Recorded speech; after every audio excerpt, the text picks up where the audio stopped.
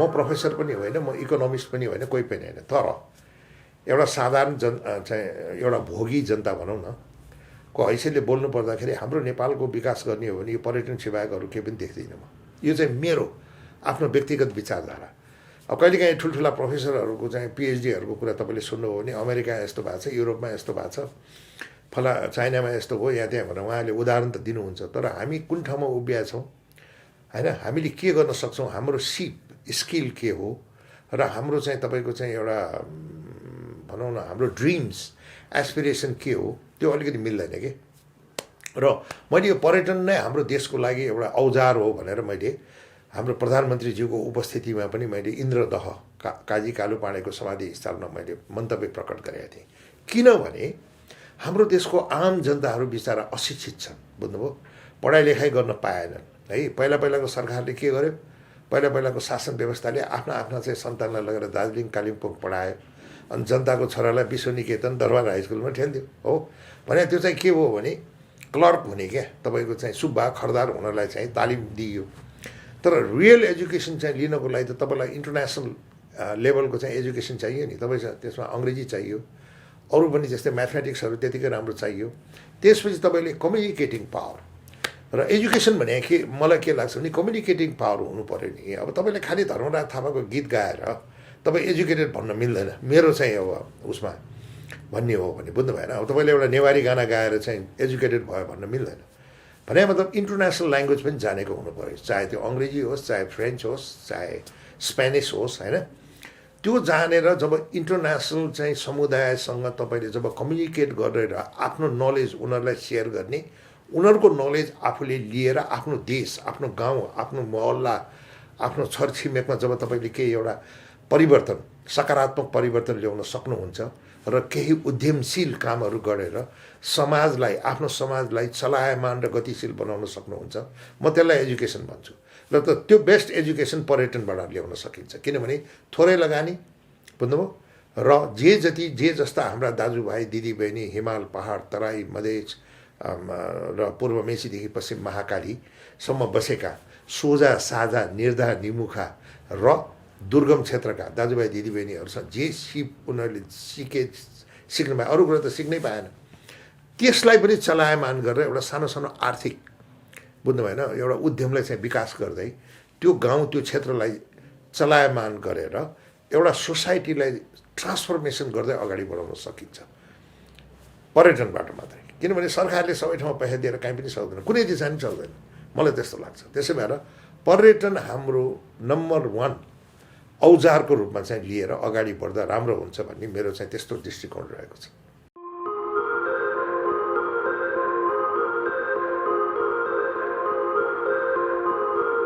म एउटा dreaming man हो क्या, एउटा ड्रिमर नै हो म। अहिले अमेरिकामा त्यो कुरा आउँदा त मलाई खुसी लाग्यो कि अब जो मान्छे ड्रिमर छ तिनीहरूलाई मात्रै चाहिँ स्थायी भिसा दिने, इलिगलहरूलाई भने त्यस्तो खालको क्लज पनि ल्याएँ।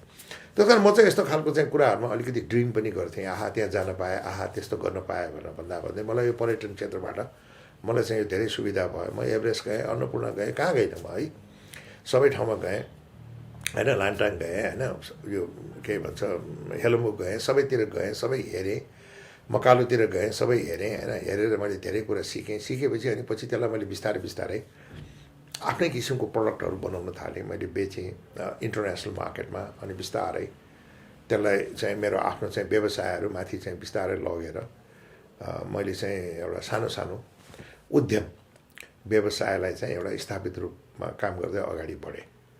र मेरो चाहिँ मेन कुरा चाहिँ यिनीहरू हुन्। त्यसबाहेक अब अन्य कुरामा चाहिँ एउटा राष्ट्रिय किसिमको प्रडक्टहरू पनि मैले चाहिँ बनाएँ। अब यो राष्ट्रिय प्रडक्ट पनि मैले के भने कुनै एनजिओ आइएनजिओ सरकार अथवा टुरिज्म बोर्डसँग चाहिँ सहयोग लिएर गरेँ होइन। सहयोग त पाएँ, तर कस्तो भने मोरल सपोर्ट के भने मतलब त्यो कुनै त्यो फन्डहरू अथवा आर्थिक कुहरू लिएर गरे आएन। र मैले यस्तो राष्ट्रिय किसिमको अन्तर्राष्ट्रिय किसिमको प्रडक्टहरू पनि बनाएर चाहिँ मैले अगाडि बढाएर हिँडिराखेको छु, जुन केही सक्सेस पनि भएको छ, राम्रो भएको छ।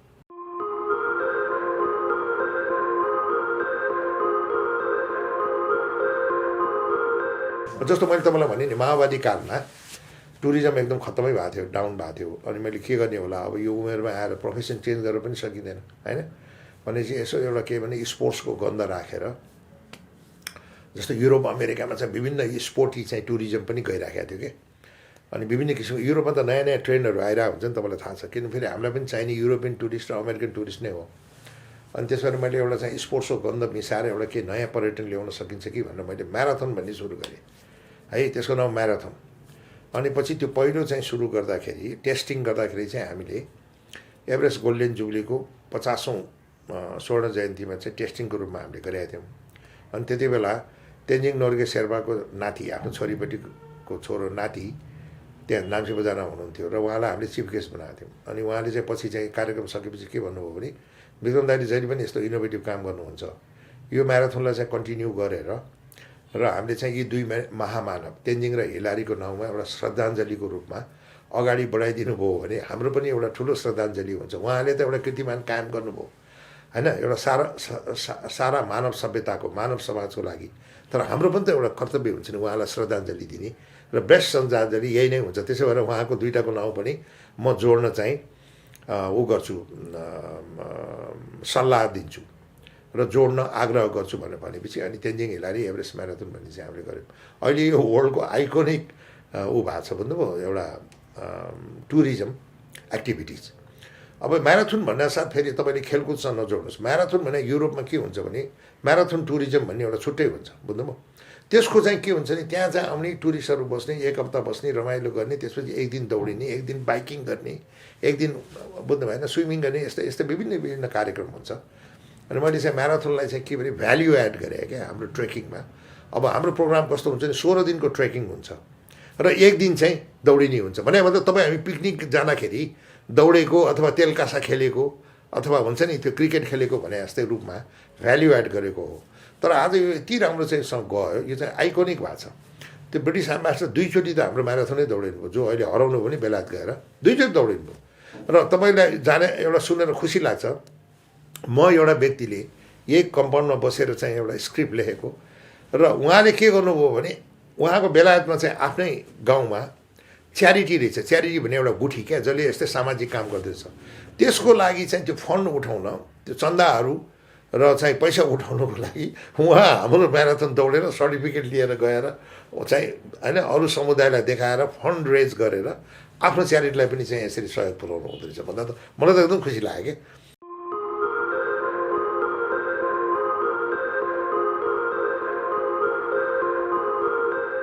लुम्बिनीमा चाहिँ जहिले पनि टुरिस्ट आउने बिहान आउने बेलुका जाने त्यस कारणले तपाईँले चाहिँ सगरमाथामा त सक्सेस गर्नुभयो एउटा लुम्बिनीतिर पनि केही गर्नुहोस् न भनेर पठाएको थियो अनि मैले त्यहाँ चाहिँ ऊ निकालेँ कि विश्वकै पहिलो स्पिरिचुअल स्पोर्ट्स भनेर मैले निकालेँ किनभने लुम्बिनीलाई माथि ल्याउन किनभने ग्रिसमा स्पोर्ट्सको जन्म भएको र ग्रिसमा जन्मेको स्पोर्ट्सको चाहिँ के भने एथलेटिक स्पोर्ट्स भन्छ कि एथलेटिक भने चाहिँ कम्पिटिसन इन्डुरेन्स बुझ्नुभयो अरूलाई जित्ने अरूलाई पछाडि पारेर आफू चाहिँ के भन्छ ऊ भने जित्ने है त्यसलाई चाहिँ स्पिरिट भन्छ नि तपाईँको इन्डुरेन्स स्पिरिट सबै त्यो हेल्थ सबै हेरिन्छ कि अनि मैले चाहिँ अब त्यहाँ ग्रिसमा यदि एथलेटिक स्पोर्ट्सको जन्म भयो भने लुम्बिनीमा स्पिरिचुअल स्पोर्ट्सको जन्म भयो भनेर मैले त्यसरी घोषणा गरेर त्यहाँ पनि हामीले चलाइरहेको छौँ त्यो पनि बिस्तारै आइरहेको छ तर त्यहाँ अहिले निकै नै अगाडि बढिसकेको थियो तर जुन बेलादेखि मैले त्यहाँ म्याराथन सुरु गरेँ जहिले पनि म्याराथन हुने बेला बाटो बनाइदिने बुझ्नुभयो यत्र ट्रक यत्र त्यो बुलडोजर लगेर धुलो भएर एकचोटि त कम्प्लेनै आयो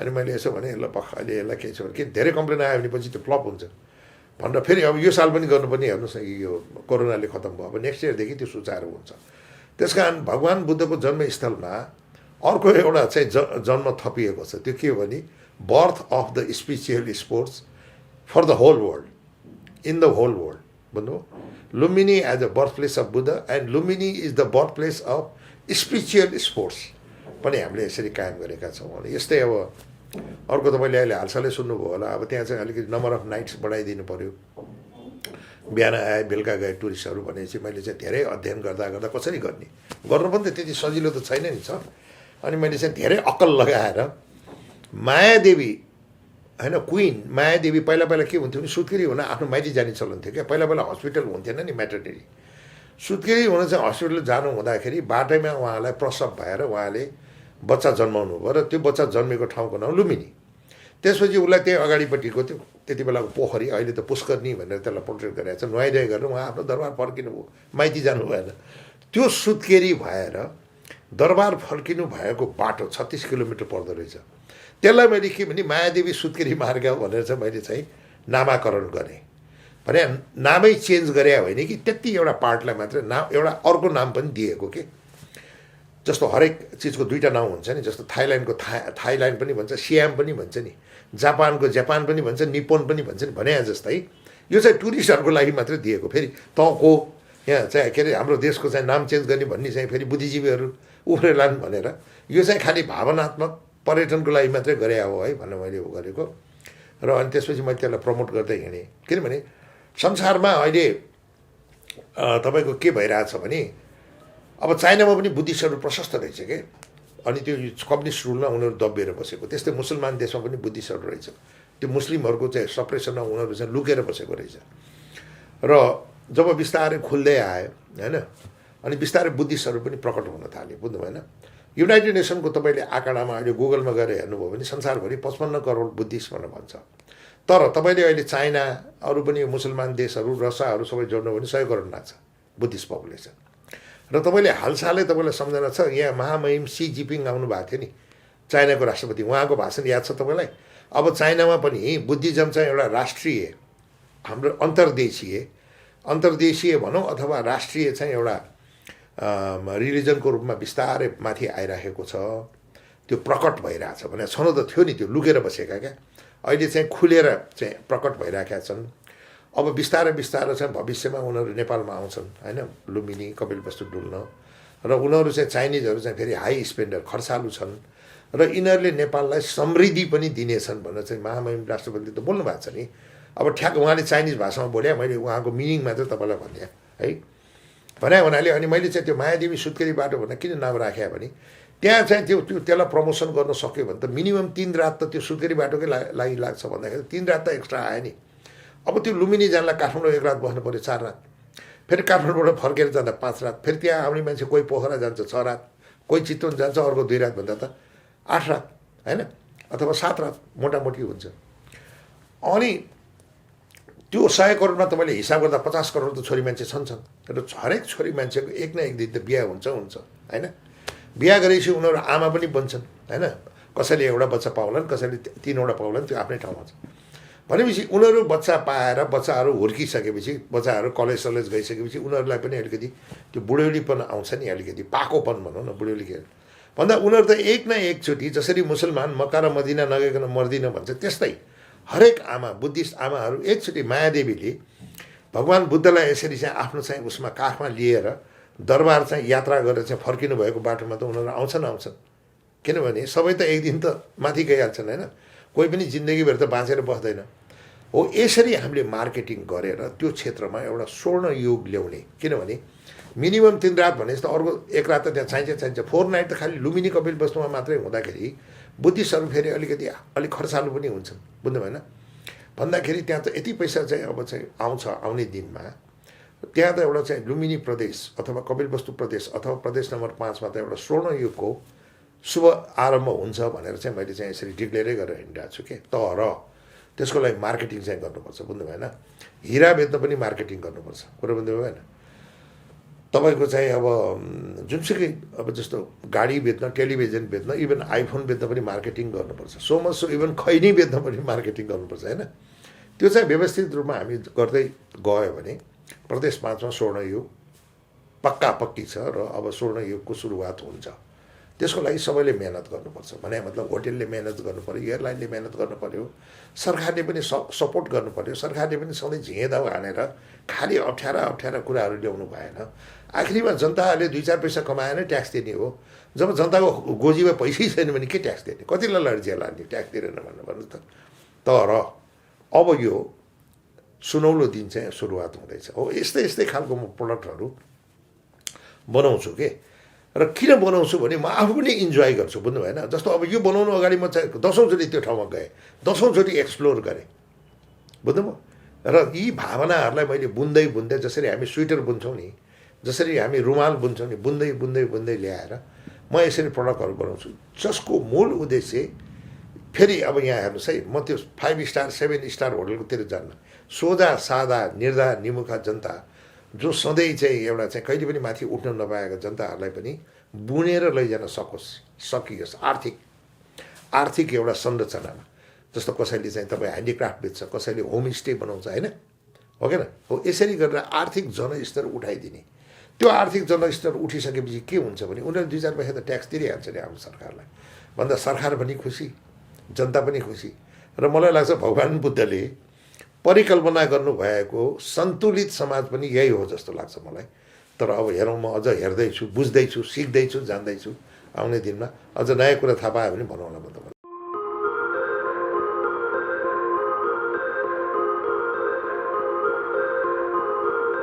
तपाईँ एउटा कुरा म एउटा याद दिलाउन चाहन्छु है। जब माओवादी सरकारमा आए नि, माओवादीले त्यति बेला बोलेको कुरा तपाईँले एउटा याद गर्नुभयो कि भएन? हामीले त यत्रो क्रान्ति गरेर सरकारमा आयौँ, भरे चाबी त अर्कैको हातमा रहेछ भनेर बोले, याद छ तपाईँलाई? भने मतलब नेपाल सरकारको चाबी कोही अरूसँग पो रहेछ। यो त हामी सरकार आएपछि मात्रै थाहा पायौँ भनेर प्रचण्डले नि बोलेको छ, अनि त्यो एउटा महरा भन्नेले नि बोलेको छ। त्यसो तपाईँ हामी भन्छौँ नि सरकारले गरेन भनेर, यो सरकारलाई पनि माथि अरू प्रेसर हुँदो रहेछ क्या, बुझ्नु होइन? अब कहाँको प्रेसर छ त्यो त हामीलाई थाहा हुँदैन। त्यो जुन परिकल्पनामा हामीले चाहिँ हाम्रो प्रतिनिधिहरू चुनेर पठाउँछन् नि है, अब त्यो तिनीहरूले कति काम गर्छन् गर्दैनन् त्यो त हामीलाई थाहा हुँदैन। तर सरकार आफैले पनि धेरै कुरा गर्नु नसक्ने रहेछ। भने मतलब चाइनाले एउटा एडभाइस गर्छ होला, इन्डियाले गर्छ होला, फेरि वर्ल्ड हेल्थ अर्गनाइजेसनले एउटा चाहिँ गर्छ, यसो गर यसो नगर भन्छ होला, युनाइटेड नेसनले भन्छ होला, युनेस्कोले भन्छ होला। मैले भन्नु खोजेको त्यो हो क्या। तर यी क्रान्तिकारी जसले राजसत्तै फ्याँके तिनीहरूले बोलेको डायलग एउटा याद छ तपाईँलाई? चाबी त अर्कैको हातमा रहेछ भनेर बोलेको छ नि। त्यसरी हामीले सरकारलाई मात्रै ज्ञान गरेर भनेर चाहिँ मलाई त्यो हुन्छ जस्तो लाग्दैन र भएको पनि छैन। तर अहिले चाहिँ यो हालसालै अहिले यिनीहरूले जुन ल्याए नि कोभिड नेगेटिभ के अरे पिसिआर नेगेटिभ लिएर आउनुपर्ने, यहाँ आएर फेरि टेस्ट गर्नुपर्ने, यहाँ नेपालमा पनि गरेर चाहिँ नेगेटिभ आएपछि they are free to move भने त्यो चाहिँ एकदम राम्रो छ क्या। त्यो अब एउटा सरकारले गर्न सक्ने पनि त्यति नै हो।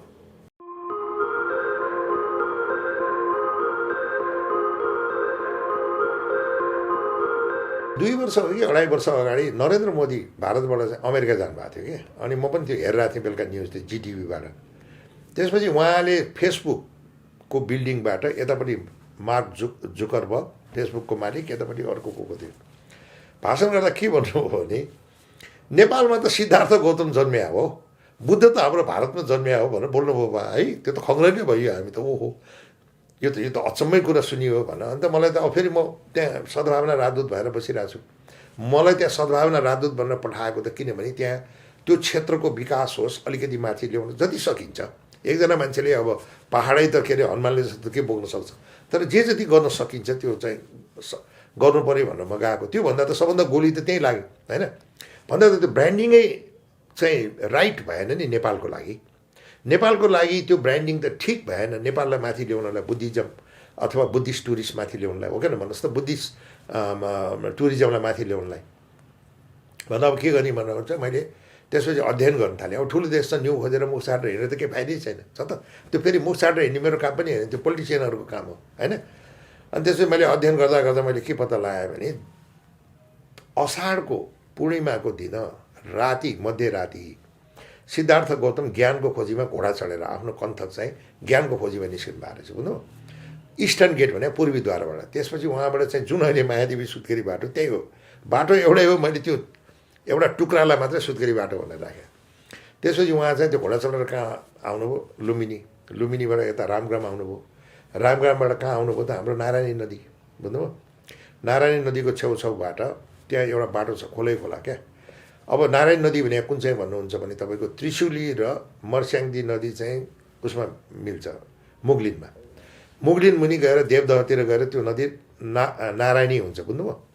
त्यसपछि तल गएर वाल्मिकी आश्रम जुन हाम्रो बोर्डर छ नि, त्रिवेणी भन्छ तल क्या, इन्डियाको बोर्डरनिर, त्यहाँ गएर गण्डक नदी भन्ने हुन्छ, बुझ्नुभयो? नारायणी गण्डकी पनि भन्छ, गण्डक पनि भन्छ, अब लोकल नाम त्यस्तो छ। त्यसपछि त्यो चाहिँ त्यहाँको त्यो ब्यारेज क्रस गरेर जब इन्डियापट्टि बग्न थाल्छ, फेरि इन्डियामा त्यसलाई गण्डक भन्छ। त्यो गण्डक नदी त्यहाँबाट सिधा बगेर कहाँ जान्छ भने तपाईँको पटना, बुझ्नुभयो? जस्तो बागमती यहाँ छ नि त्यस्तै पटनाको सहरको छेउबाटै बग्छ भने पटना टच हुन्छ। त्यो पटनालाई पहिला पाटलिपुत्र भन्थ्यो। पाटलिपुत्र भने सम्राट अशोकको राजधानी, मगध। त्यति बेला इन्डिया भन्ने नाउँ थिएन।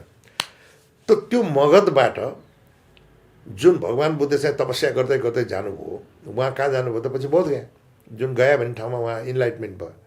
त्यसपछि त्यो पाटलिपुत्रबाट उहाँ कहाँ जानुभयो भने उसमा के अरे त्यो एउटा ठुलो लाइब्रेरी भएको सेन्टर छ नालन्दा। पाटलिपुत्रबाट नालन्दा चाहिँ हाम्रो यहाँबाट धुलीखेलका जस्तो 22 किलोमिटर रहेछ क्या, बुझ्नुभयो। भनेपछि त्यो 22 किलोमिटर त्यहाँ नालन्दा जानुभयो, त्यहाँ पनि अध्ययन गर्नुभयो, त्यहाँ पनि उ गर्नुभयो होइन, अब तपस्या गर्नुभयो। त्यहाँबाट तपस्या गर्दै गर्दै हिँडेर उहाँले चाहिँ त्यो बौद्धगया मात्र होइन विभिन्न ठाउँमा गर्नुभएको छ। र भगवान् बुद्धले तपस्या गर्दा बेला त्यो ठाउँको नाउँ चाहिँ उरुभेला भन्ने रहेछ, अहिलेको बौद्धगया, बुझ्नुभयो। राजगिर र गयाको बिचको एउटा ठाउँ उरुभेला भन्दो रहेछ। त्यो उरुभेला चाहिँ यो पछि गएर कति 150 वर्ष अगाडि मात्र बौद्धगया भन्न थाल्यो, किनभने गयासुर राक्षसको नामबाट गया भएको, गयाको छेउछाउमा होइन चाहिँ त्यो भएको त्यो ठाउँलाई चाहिँ त्यो पछि बौद्धगया भनेर बुद्ध प्राप्त भएर बौद्धगया भएको रहेछ। अनि त्यसपछि अनि मैले अध्ययन गर्दै गर्दा अब कसरी गर्नु त भन्दा एउटै मान्छे चाहिँ यसरी होइन, त्यो चाहिँ सिद्धार्थ गौतम, हाम्रो त बुद्ध भनेर भन्दा त यो त अलिक कन्फ्युजिङ भयो भने यो त पर्यटकहरूलाई चाहिँ आकर्षित गर्न मिठो कुरो त भएन मसँग होइन भनेपछि अनि मैले खोज्दा त्यो पत्ता लगाएँ। त्यो पत्ता लगाएपछि के भएको रहेछ भने यो चाहिँ 2019 साल भनेपछि तपाईँको 2076 सालमा आषाढ पूर्णिमामा मैले के गरेँ भने 2613 वर्षसम्म यो पुरिएर बसेको यो इतिहासलाई मैले उघारेँ। बुझ्नुभयो त, भगवान् बुद्ध गइसकेपछि त्यो चाहिँ पुरिएर बसिरहेको छ, कसैले केही पनि नगर्ने। अनि त्यसलाई मैले बिउताएँ, बुझ्नुभयो। कसरी त 14 वार्षिक उत्सवको रूपमा भगवान् बुद्ध घोडा चढेर कन्थक भन्ने घोडा चढेर ज्ञानको खोजीमा निस्कनु भएको उसलाई मैले बनाएँ, ल्याएर मैले प्रचार गर्न थालेँ संसारमा। अब भनेपछि मैले चाहिँ वर्ल्डलाई के जस्टिफाई गर्न खोजेँ भने उहाँ त घोडा चढेर बाहिर निस्किनु भएको भएर पो बुद्ध भयो त, उहाँ घोडा चढेर निस्किँदै नभए त कहाँबाट बुद्ध हुने होइन। त्यस कारण ही इज सिद्धार्थ गौतम बुद्ध।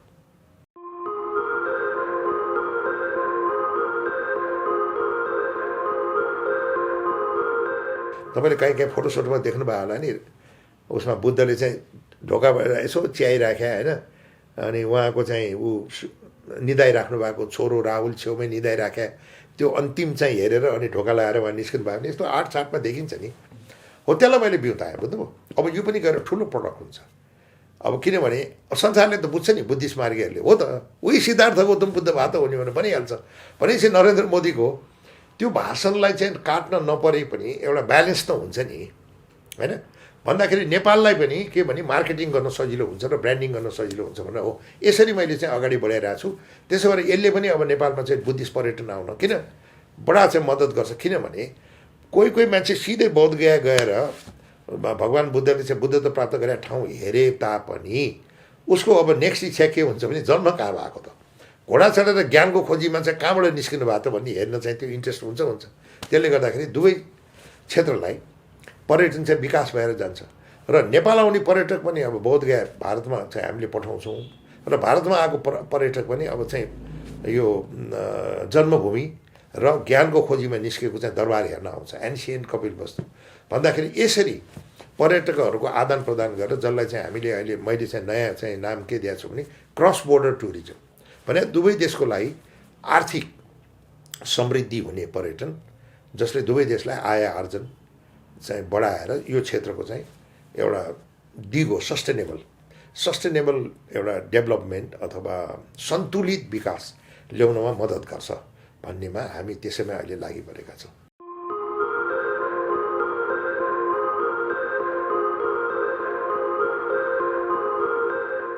म क्षेत्रपाटीमा जन्मेँ, बुझ्नुभयो, र म त्यो क्षेत्रपाटीकै छेउछाउको स्कुलमा पढेको, सुरुमा सानो के भन्छ अहिलेको पिरी केजी एक क्लास भने जस्तो। अनि हामी खेल्ने कहाँ भने हनुमान ढोका, स्वयम्भू, स्वाभगवती खेल्थ्यौँ कि।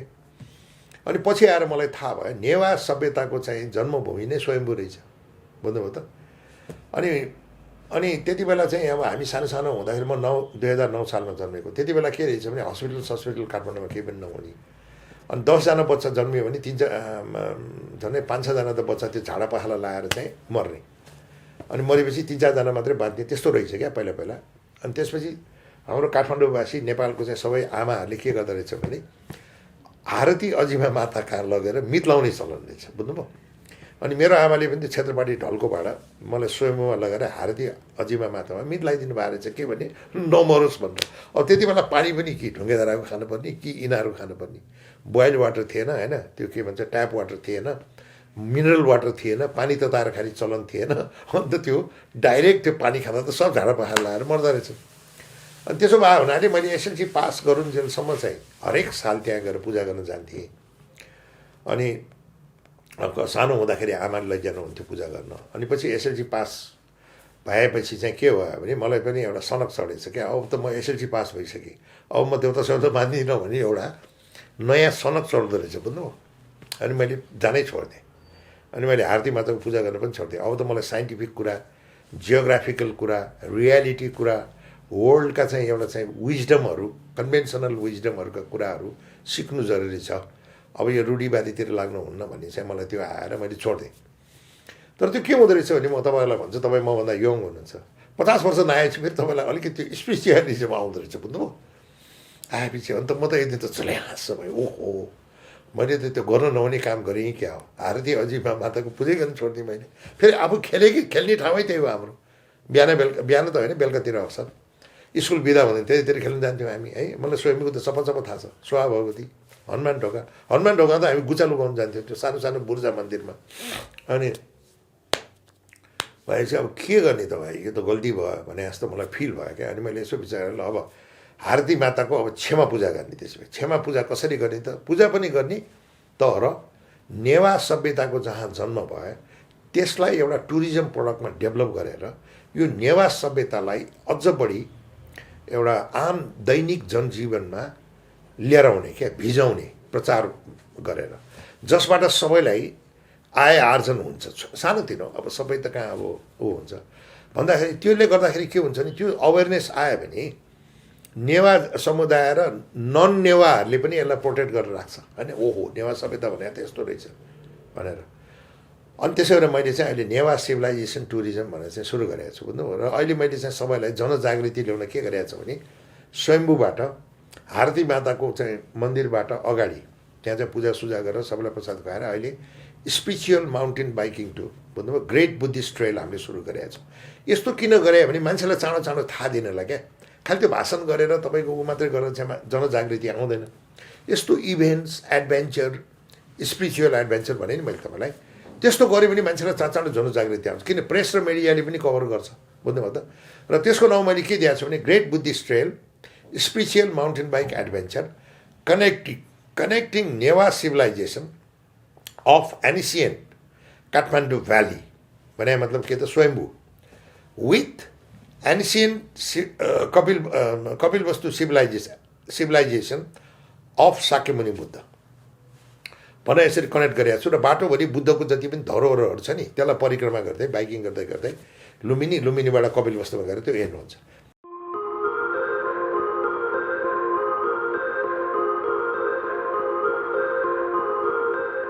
अब तपाईँ हेर्नुहोस्, मैले नेवा टुरिज्मलाई ठुलो पुस गर्छु किनभने यो एकदम राम्रो छ क्या कल्चर। किनभने म चाइनामा 20औँ चोटि गइसकेँ, जहाँ गयो भने त्यो पुरानो ठाउँ, भत्केको ठाउँ, चाइनिज सरकारले धोइ पखाली गरेर ऊ गरेको त्यहाँ रञ्जना लिपि देखिने बुझ्नु, अरूनिकोले त्यस्तो पपुलर गराएको। ग्रेट वालको त्यो कुना काप्चा हुन्छ नि झार, त्यो ऊहरू त्यो ऊ भएर फोहोर भएर चाहिँ चाइना सरकारले 4-5 वर्ष अगाडि चाहिँ त्यो धोइ पखाली गर्दा त्यहाँ पनि रञ्जना लिपि देखिने भने त यो त ठुलो एचिभमेन्ट हो। And this is future tourism. त्यसमा नेवा सिभिलाइजेसनमा मैले चाहिँ अब 3वटा प्रोग्राम चाहिँ ल्याउन लाग्छु। एउटा त ग्रेट बुद्धिस्ट ट्रेल भयो, connecting Newa civilisation with Shakyamuni civilisation, Shakya भने बुद्ध, एउटा त्यो भयो। अर्को टेल अफ 3 नेवाज। अब काठमाडौँमा तपाईँ आफै नेवार, काठमाडौँमा 3वटा नेवा छ तपाईँलाई थाहा चाहिँ छैन, अब तपाईँ आफै पत्ता लगाउनुहोस्। मैले चाहिँ अब त्यो राखिरहेको छु अहिले छोपेर, कुनै दिन त्यो उद्घाटन गर्छु।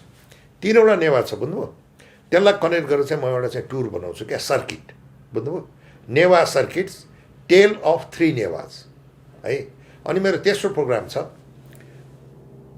The Newa trade route, the Newa trade route भने स्वयम्भूबाट सुरु भएर तपाईँको बौद्धबाट चाहिँ ऊ हुँदै हुँदै तातपानीबाट खासाबाट पुरानो त्यो नेवा रुट छ नि, अनि त्यो नेवाको रुटबाट लासा जाने, त्यो पनि एउटा ग्रेट एडभेन्चर क्या। नेसनल जियोग्राफीले गर्छ नि, त्यो गाडी लिएर अलिक गर्छ भने हामी चाहिँ नेसनल जियोग्राफी नगर्ने, हामी चाहिँ हिँडेरै जाने। तर के भने लागोस् न 2 हप्ता लागोस् 3 हप्ता लागोस्, पार्ट गर्ने। अथवा कसैले फर्स्ट पार्ट एकचोटि गर्छ, अर्को साल सेकेन्ड पार्ट गर्छ, अर्को साल सेकेन्ड पार्ट गर्छ। अनि त्यसको नामै मैले नेवा ट्रेड रुट किन राखेँ भने यो नेवा ट्रेड रुट गएर कहाँ कनेक्ट हुन्छ त लासामा आएर फेरि उता सियानको चाहिँ सिल्क रुट आएर त्यहाँ यसरी जोडिन्छ, बुझ्नुभयो त, कनेक्टिङ विथ सिल्क रुट। र this will be a beautiful tour. अहिले नेपालीहरू पनि धेरै टुर र ट्राभल गर्न थालेका छन्। मलाई लाग्छ यो नेवा ट्रेड रुट चाहिँ एक दिन गएर ठुलो प्रडक्ट बन्छ। र त्यस्तै नेवा सर्किट, जस्तो बुद्धिस्ट सर्किट भन्छ, Newa circuit tale of 3 Newas, यो पनि ठुलो प्रडक्ट बन्छ। र connecting Newa civilisation with Shakyamuni civilization भने कपिलवस्तु, लुम्बिनी कपिलवस्तु, यो पनि ठुलो प्रडक्ट हुन्छ। र एक दिन यसले नेपालको बढोत्तरी पर्यटनमा एउटा ठुलो चाहिँ एउटा कम्पोनेन्ट, ठुलो चाहिँ एउटा के भन्छ भाग ओगटेर अहिले चाहिँ यो यत्र तत्र छरिएर मासिन लागेको नेवा सम्पदा र नेवा धरोहरहरूलाई पनि यसले बचाउनमा ठुलो मद्दत गर्छ भन्ने कुरामा मैले क्लियर भिजन देखेको छु। र क्लियर भिजन अनुसार मैले आफ्नो चाहिँ स्क्रिप्टहरू चाहिँ मैले बनाएर राखेको छु। र यसले एउटा नयाँ समृद्धि ल्याउँछ।